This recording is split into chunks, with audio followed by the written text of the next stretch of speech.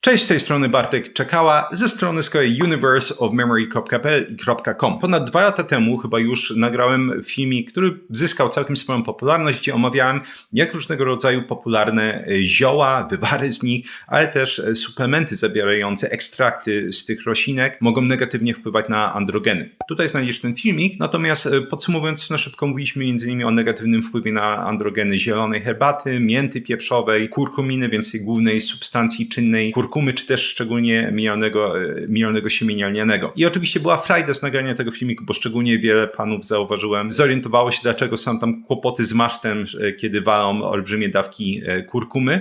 Natomiast padało dosyć często pytanie, co można, jeśli chodzi o roślinki, w takim razie wziąć, co mogłoby pozytywnie wpłynąć na androgeny, pozytywnie wpłynąć na testosteron, i właśnie tym zajmiemy się w tym filmiku, bo zajmiemy się całkiem popularnym ziółkiem, całkiem popularnym wywarem, bo będziemy mówić o yerba mate. Wyjaśnimy więc sobie, jakie są główne substancje czynne, poprzez jakie mechanizmy będzie działała potencjalnie yerba mate. Omówimy badania, ale też omówimy sobie coś, co zawsze uwielbiam, to znaczy te różne odcienie szarości. To znaczy, to nie jest tak, że yerba mate każdej osobie powinna pomóc, czy każda osoba powinna pić tą herbatę. Są grupy, gdzie będzie to jak najbardziej wskazane. Będziemy między innymi mówić o zastosowaniu yerby mate w leczeniu raka piersi, i będą grupy, które nie powinny spożywać yerby mate, bo uważam, że jak najbardziej po prostu będzie to negatywnie wpływać na profil hormonalny, i do tego zaraz sobie dojdziemy. Zanim jednak przejdziemy do wpływu yerby mate na profil hormonalny, wydaje mi się, że trzeba zacząć od dużo ważniejszej kwestii, mianowicie, czy yerba mate jest w ogóle bezpieczna? I to jest dobre pytanie, to jest ważne pytanie, bo istnieje wiele artykułów w internecie, które oczywiście będą mówić, że spożywanie yerby mate jest powiązane z występowaniem wielu różnych nowotworów. Mówimy tutaj o raku przełyku, mówimy tutaj o nowotworach przewodu żołądkowo-jelitowego, będziemy tutaj mówić o raku płuc, będziemy tutaj mówić o raku pęcherza, jeśli chodzi o te powiedzmy największe powiązania. I rzeczywiście takie badania dla jasności zaczęły pojawiać się już mniej więcej w roku 85. Pojawiały się przez następnych szczególnie paręnaście lat. I trzeba pamiętać, że były to oczywiście, jak w większości takich przypadków, badania epidemiologiczne, czyli badania, które nie są w stanie w żaden sposób ustalić wątku przyczynowo-skutkowego między obserwowaną zmienną, czyli w tym przypadku konsumpcją, spożyciem yerby mate, a występowaniem tych nowotworów, mogą wykryć potencjalne korelacje. I takie korelacje zostały wykryte. I oczywiście zaczęły się mocne rozkminy, czy rzeczywiście jest coś w tej yerbie mate, co może powodować nowotwory. Badając skład yerby mate, wyszło, że rzeczywiście będą występować tam w jakiejś znaczącej ilości wielopięścieniowe węglowodory aromatyczne, i one potencjalnie mogą wpływać na wywoływanie tych nowotworów. Natomiast już w te późniejszych latach, po roku 2000, kiedy zaczęto jeszcze bliżej się temu przyglądać, okazało się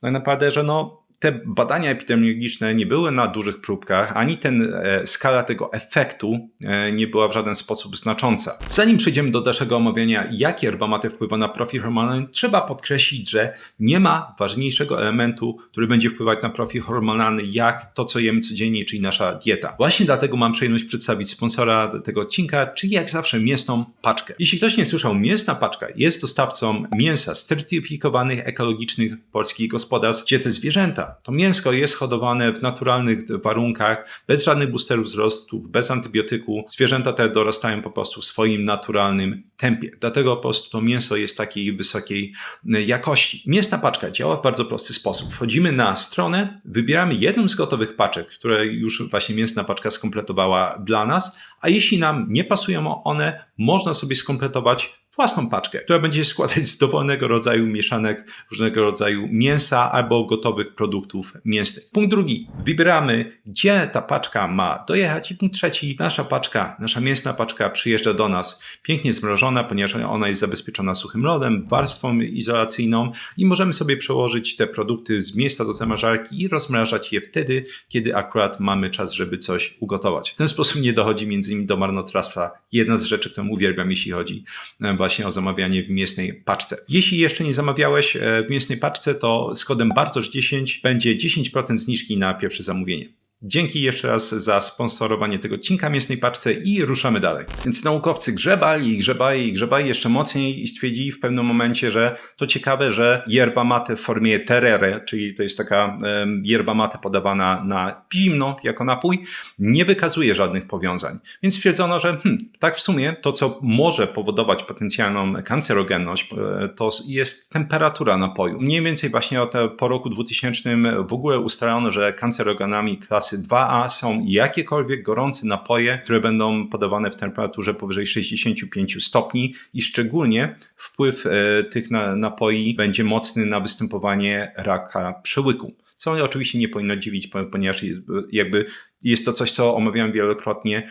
Temperatura i otoczenia i też między innymi napojów, które będziemy spożywać, jest jak najbardziej stresem dla organizmu. W momencie, w którym oczywiście natężenie tego stresoru będzie zbyt duże, konsumpcja w tym przypadku takich napoi będzie zbyt częsta, tak może jak najbardziej to wpłynąć na występowanie nowotworów, w tym przypadku raka przełyku. Więc koniec końców oczyszczono dobre imię yerby mate. Okazało się, że chodzi przede wszystkim o temperaturę, nie chodzi o samą yerbę mate i co ciekawe, yerba mate ogólnie okazało się, że może mieć potencjalnie działanie przeciwnowotworowe w przypadku konkretnych nowotworów i będzie to właśnie przede wszystkim rak piersi, jak zaraz zobaczymy. W jaki więc sposób yerba mate będzie pozytywnie oddziaływać na poziom androgenów? Tutaj sobie oczywiście znowu omówimy trochę teorii, żeby wiedzieć, jak to wszystko hula w naszym ciele. Yerba mate będzie bezpośrednio wpływać na poziom aromatazy. I aromataza jest enzymem, który będzie przekształcać w uproszczeniu androgeny, więc hormony męskie, w estrogeny, czyli hormony żeńskie. I aromataza będzie dokonywać dwóch konwersji. Androstenedion będzie przekształcany w estron i testosteron będzie przekształcany w estradiol. I tutaj takie dwie ciekawostki, wydaje mi się, że oczywiście też nie tyle ciekawostki, bo to ma też praktyczną wartość. Aktywność aromatazy będzie się zwiększać wraz ze zwiększeniem się poziomu tkanki tłuszczowej. Czyli generalnie im jesteśmy grubsi, tym bardziej aromataza jest nasilona, co oczywiście też tłumaczy, dlaczego szczególnie u facetów będą pojawiać się, piersi tak naprawdę. Tak? Będzie dochodzić do powstawania ginekomastii w przypadku, kiedy stają się grubsi, co ewidentnie widać u osób, które są otyłe albo mają bardzo mocną nadwagę. Bo wtedy coraz więcej testosteronu jest przekształcanych w estradiol. Estradiol z kolei oczywiście będzie przyłączać się do receptorów estradiolu, receptorów estrogenowych, które oczywiście u facetów też są zlokalizowane w okolicy tej tkanki piersiowej i tym samym będą powodować jej powiększenie. Oczywiście drugi sposób, w jaki można doprowadzić do ginekomastii, jest branie dużej ilości egzogennych, czyli z zewnątrz androgenów w postaci dopingu czy źle dopasowanej na przykład hormonalnej terapii zastępczej, ponieważ wtedy ten poziom androgenów w organizmie jest na tyle duży, że zaczyna być toksyczny. Przypominam, że choćby poziom testosteronu będzie toksyczny m.in. dla wątroby, będzie toksyczny dla serca i organizm w momencie, w którym po prostu włączają się te wszystkie lampki i czujniki nasze alarmowe, stwierdza, że nie potrzebujemy tyle tego, musimy się pozbyć nadmiaru. Nadmiaru możemy się pozbyć m.in. poprzez właśnie podkręcenie aktywności aromatazy, przez to będziemy mieć więcej właśnie estradiolu poprzez przekształcanie go z testosteronu i więcej estronu poprzez przekształcanie czy powstawanie go z androstenedionu. Z tego powodu oczywiście w takich przypadkach może być tak, że lekarz albo twój znajomy koks z siłowni zaleci farmakologiczny inhibitor aromatazy. W Polsce najpopularniejszy to jest letrozol i anastrozol, oczywiście jako te substancje czynne, natomiast stricte nazwy handlowe będą różne, chociaż często też będą właśnie miały w tych swoich nazwach handlowych nazwy substancji czynnych, czyli jeszcze raz letrozol i anastrozol. Co dokładnie, jeśli chodzi o yerbę mate, będzie powodowało ten efekt właśnie inhibicji aktywności aromatazy? Będą to tak zwane saponiny triterpenoidowe. I saponiny to jest fajna nazwa, bo ona powstała z tego, że właśnie to powiązane jakby z soap, czyli mydłem, że związki te, szczególnie przy ciepłej wodzie, zaczynają się pienić, tak? Czyli mają takie właściwości, nazwijmy to mydlane. I właśnie w yerbie mate znajdują się te saponiny triterpenoidowe i szczególnie takie dwa powodują ten efekt blokowania, czyli inhibicji aromatazy, dlatego, że one są strukturalnie, trzeba od razu powiedzieć, bardzo podobne do aromatazy. I te dwa typy saponiny to będą kwas ursolowy i kwas oleanolowy. I one właśnie będą powodowały ten efekt, który nas interesuje. Tak to wygląda od strony mechanistycznej, natomiast pojawia się oczywiście bardzo ważne pytanie, czy my mamy jakieś badania na ten temat? I co szokujące, nie ma tak naprawdę właściwie żadnych badań, szczególnie dobrych badań, jakichś randomizowanych, zaślepionych z grupą kontrolną, jeśli chodzi o wpływ yerby mate na androgeny. Co zatem mamy? Mamy badania na gryzoniach, których nie będę cytować niestety moim zdaniem, prawda jest taka, że wpływ różnego rodzaju substancji czynnych na profil hormonalny u gryzoni ma dosyć kiepskie przełożenie często na ludzi, więc nie lubię się opierać po prostu na takich argumentach. Tak jak mówiłem, w badaniach na ludziach brak. Co mamy? Ja osobiście mam anegdoty. Miałem dosyć wielu pacjentów, którzy mieli jakieś kłopoty z niskim poziomem androgenów i yerba mate w momencie, w którym wyrażali zgodę po prostu na wprowadzenie tego jakiegoś napoju, bo tak naprawdę jest to dosyć łatwy element terapii, tylko i wyłącznie element, a nie cała terapia. Trzeba podkreślić, wprowadzali i rzeczywiście dochodziło do podbicia testosteronu. Przy yerbie możemy się spodziewać mniej więcej podbicia tego testosteronu o 100, czasami 150 nanogramów na decilitr, jeśli jest to konsumowane w większych ilościach, bo znowu, oczywiście to nie jest tak, że jakakolwiek konsumpcja yerby mate będzie podbijać ten poziom androgenu. Chodzi o konsumpcję na wyższym poziomie, czyli generalnie na przykład takie 2-3 kubeczki czy filiżaneczki dziennie, chyba że oczywiście ktoś będzie pić z tych dedykowanych pojemników typu Materę czy Guampa. Można się spodziewać jak najbardziej, jeśli chodzi o takie doświadczenia praktyczne podbicia. Natomiast uważam, że najciekawsze badania na ten temat potencjalnie będą pochodzić z obserwacji na temat konsumpcji yerby mate, a jej wpływu na raka piersi. Istnieje wiele rodzajów oczywiście nowotworów piersi, natomiast wiele z nich jest estrogenozależnych. Tak, to znaczy będą wykrywane receptory estrogenowe na komórkach nowotworowych. Sposób postępowania przy tych nowotworach to jest między innymi stosowanie inhibitorów aromatazy, o których sobie mówiliśmy. Tak, czyli letrozol to będzie anastrozol, ale też różnego rodzaju choćby leki, które mogą niszczyć te receptory. Natomiast właśnie robiono badania na kohortach kobiecych, gdzie występował rak piersi i rzeczywiście pokazano, że sama konsumpcja była negatywnie skorelowana z incydentami raka piersi i też dorokowaniami, ale zwiększona konsumpcja była jeszcze mocniej negatywnie skorelowana. Więc moim zdaniem to jest ciekawszy argument, jeśli chodzi o pozytywny wpływ yerby mate na właśnie podwyższanie poziomu estrogenów poprzez blokowanie aromatazy niż modele gryzoni. Plus oczywiście, tak jak mówiłem, te doświadczenie praktyczne, które uważam, że jest praktycznie bezcenne, jeśli chodzi o skutki czy działanie różnego rodzaju substancji czy ziół. Natomiast teraz trzeba przyjrzeć się rzeczywistości, tak, która przypominam nieustannie nie jest czarno-biała, nie jest tak, że coś jest zawsze dobre, czy coś jest zawsze złe, będzie to zależało od całego mnóstwa czynników, między innymi stanu pacjenta i dlatego też wielokrotnie w różnego rodzaju filmikach zwracam uwagę na negatywne strony różnego rodzaju środków, które są często przemilczane, bo wydaje mi się, że właśnie przemilczanie tych negatywnych stron może tworzyć taki obraz, że są suplementy idealne, które zawsze w dowolnej sytuacji będą służyć zdrowiu danej osoby, co oczywiście jest wierutną bzdurą. Jeśli chodzi o panów, którzy mają niski poziom androgenów, yerba mate moim zdaniem sprawdzi się świetnie jako ten napój, czy substytut właśnie między innymi herbaty, kawy i oczywiście też u panów, którzy nawet mają przyzwoity czy dobry poziom androgenów, natomiast chcieliby go utrzymywać jak najdłuższy czas na bardzo wysokim poziomie, co trzeba zawsze podkreślać jest możliwe. Można mieć 70 lat i można mieć fantastyczny poziom testosteronu. Nie jest tak, że po prostu starzenie się będzie z miejsca powiązane z tym, że ten testosteron będzie wgnieciony w podłogę. Najczęściej jest to raczej powiązane z tym, że ludzie się zaniedbują, tak? To znaczy jest coraz mniej ruchu, dieta jest coraz gorsza itd. itp. I to będzie wpływać negatywnie na ten poziom testosteronu. To jest na pewno pozytywna strona yerby mate. Mówiliśmy sobie, że yerba mate może być potencjalnie właśnie jakimś tam efektem terapeutycznym, coś co może wzmocnić ten efekt blokowania aromatazy w przypadku nowotworów piersi. To jest kolejne fajne użycie. Co jeśli chodzi o mroczną stronę yerby mate, bo jak najbardziej istnieje mroczną stronę yerby mate, czy każdego dowolnego suplementu i zioła. Mroczną stroną jest to, że jeśli my wiemy, że będziemy mieć mniej konwersji testosteronu do estrogenów, to innymi słowy będziemy ograniczać poziom estrogenów. Więc teraz pytanie, czy to jest wskazane dla zdrowych hormonalnie kobiet w tym, nienawidzę tego słowa, wieku produkcyjnym? Nie. Uważam, że absolutnie nie jest to dobra herbata dla takich kobiet, czy dobry wywar. I oczywiście mówimy o regularnej konsumpcji. To nie jest tak, że nie wiem, wypicie raz na jakiś czas sobie po prostu takiego kubeczka w jakikolwiek znaczący sposób wpłynie na nasz profil hormonalny. Uważam, że zdrowe po prostu kobiety w tym wieku produkcyjnym to nie jest po prostu napój dla nich. To jest coś, czego bym unikał.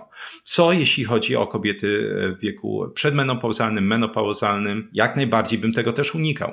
Przypominam, że to jest wiek, w którym poziom androgenów wolnych, czyli tych aktywnych, będzie rósł. Właśnie dlatego często będą pojawiały się różnego rodzaju kłopoty z owłosieniem, choćby u pań w tym wieku. Czyli yerba mate, bym powiedział, absolutnie bym odradzał, bo to będzie coś, co będzie utrzymywało ten poziom androgenów na wysokim poziomie. Ale znowu, kolejny taki przykład to jest, co jeśli mamy do czynienia z kobietami w ciąży. Jeśli jakaś pani jest w ciąży i chciałaby spożywać yerbę mate, tak, produkcja w tym przypadku tych znacznych ilości estrogenów odbywa się poprzez inne mechanizmy, tak, powiązane jakby z samym zarodkiem. Nie tylko chodzi o konwersję androgenów do estrogenów, natomiast wciąż moim zdaniem jest to coś, czego bym unikał również w ciąży. I na koniec warto jeszcze wspomnieć, że ewidentnie badania pokazują, że yerba mate będzie dosyć mocnym inhibitorem aktywności naszego CYP450.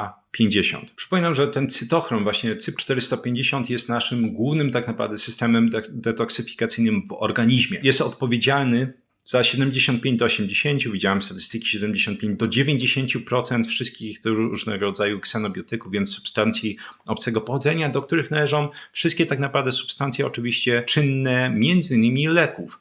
Czyli jeśli ktoś będzie regularnie spożywać yerbę mate, to będzie blokować częściowo aktywność tego cytochromu CYP450. A to znaczy, że w międzyczasie stężenie różnego rodzaju substancji czynnych leków będzie w organizmie rosnąć, bo ten CYP450 będzie zajęty metabolizowaniem tych wszystkich substancji czynnych i nieczynnych yerby mate.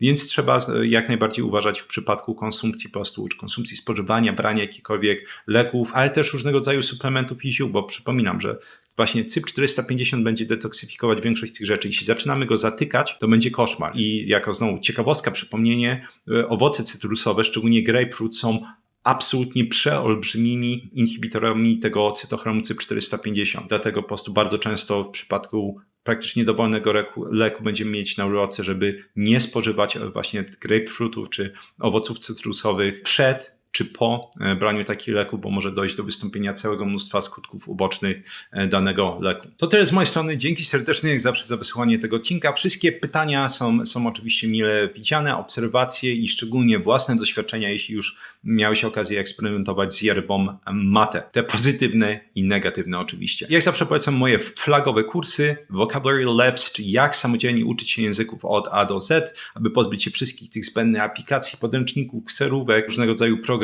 Experts Incubator, czyli tak zwana polska kuźnia ekspertów, gdzie pokazuje, jak samodzielnie przyswajać wiedzę z dowolnej dziedziny od A do Z, zapamiętywać, tworzyć rozumienie, wdrażać informacje, tworzyć pętlę informacji zwrotnej. Właśnie dodałem nowy moduł, ponieważ była kolejna aktualizacja, jak przy pomocy Anki między innymi wspomóc progres, jeśli chodzi o umiejętności motoryczne, od sztuk walki, tenis i tak dalej. Jest to, uważam, że bardzo fajny sposób właśnie podkręcenia tempa rozwoju w tych dziedzinach. Co jeszcze o jeden włos za daleko, czyli jak zatrzymać i odwracać łosienia androgenowe. Jeśli interesują Cię te tematy nauki, języków obcych, pamięci, to po rozwinięciu opisu jest link do mojego newslettera. Tam można wprowadzić adres mailowy i tam wysyłam artykuły właśnie powiązane z tymi tematami i raz na jakiś czas również z analizą badań naukowych. 3 piosenki rockowe przypięte w pierwszym komentarzu na samym dole, żeby miło spędzić czas również po wysłuchaniu tego odcinka. I na koniec, jeśli ciekawią Cię wszystkie te informacje, które podałem w tym filmiku, można je ściągnąć w wygodnej formie fiszek elektronicznych, można zaimportować potem do programu, który nazywa się Anki, i zacząć z miejsca powtarzać i uczyć się tych informacji. Ta opcja jest dostępna dla patronów kanału. Patronet jest dostępny za 40 zł miesięcznie. Można ściągnąć fiszki do tego odcinka i poprzednich jakichś 90 oraz dla patronów jest dostępne forum, gdzie można mi zadawać jakieś pytania, jeśli ktoś ma coś bardziej pilnego. Również jest sekcja badanie tygodnia, gdzie omawiam najciekawsze badanie danego tygodnia wraz z omówieniem. Tyle z mojej strony. Dzięki jeszcze raz za wysłanie tego odcinka i do usłyszenia w następnym.